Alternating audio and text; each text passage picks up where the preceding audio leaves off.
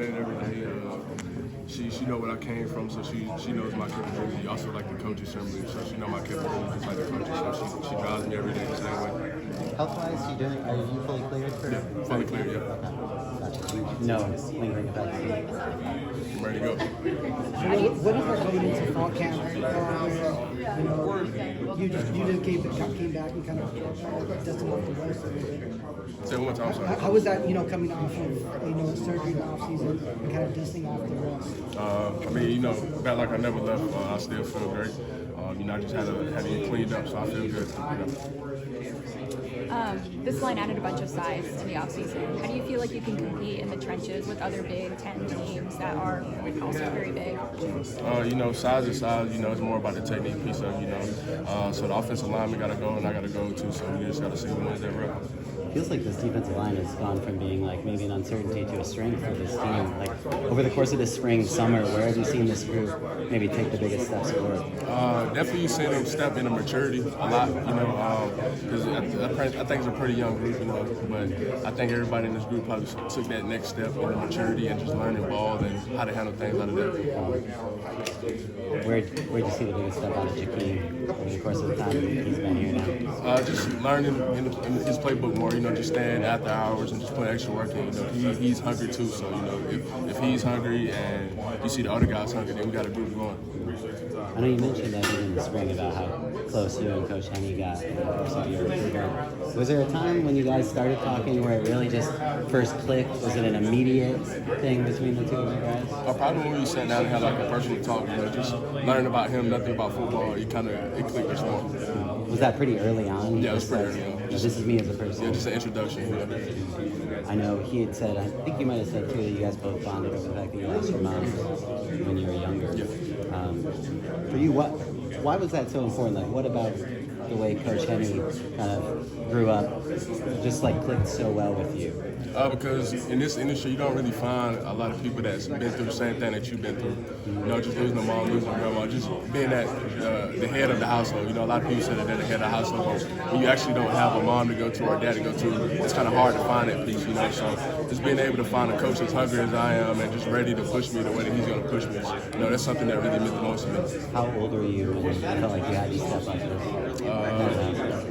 Probably when I first got to college, because when I was, you can get a job at a certain age, so I felt like when I got to college, I took that next step in my life. And how old were you, sorry, when your mom died? 9 years old. 9 years old. I can imagine that was a horrible thing to have to get over. What was your life like kind of immediately after that? Hard, frustrating, but I think everything happens for a reason, and I believe in God, and God led me all the way to here, so it's a reason why all that happened. Who really helped you kind of, or helped guide you, I guess, after that point? I had an uncle. He passed last year. My aunt and uncle cousins, they drove me to now. I mean, I came from nothing, but I also had support and love. And that support and love is better than money and jewels. You lived with your uncle? Yeah. During that time? Okay. So what's his name? Marcellus. He passed away. And why was it that your mom passed away? I'd rather not say. How do you feel like that's all that growing up the way you did shaped you, who you are now? It shaped me to a person that's fearful, that has an edge. Something that when I feel like I can't do it, I just think about the moments that make me want to go harder. Because certain people go through certain things in their lives and they have dark moments. But when I think about that dark moment, you got to get in that dark zone to play football, and that's something that kind of get me there. Well, I know it sounds like your uncle was really a big part of your life. What was it that he did to help you really during that time? What was he like? Yeah, he was there. Came to every high school game, everything. He got sick when I got to college, and just kind of been battling my whole career. But like I said, everything happens for a reason. He pushed me. We talked when I was older to mature to understand what he was saying. So now I just think on it, and like I said, it's the food to my fire. You're on this run here. I'm on your run. How deep are you and Coach Henny getting kind of right off the bat? Is it just like when you guys start talking about your families? It sounds like he's a guy who's not afraid to get vulnerable when he's talking to recruits. Does that feel like he really trusted you with that information early on? Yeah, for sure. I mean, if that's the first thing you say to somebody, that means you trust them after that. And, you know, I felt like he trusts me, and I told him how I felt about it, and I told him about my lifestyle, so, you know, I trust him as well.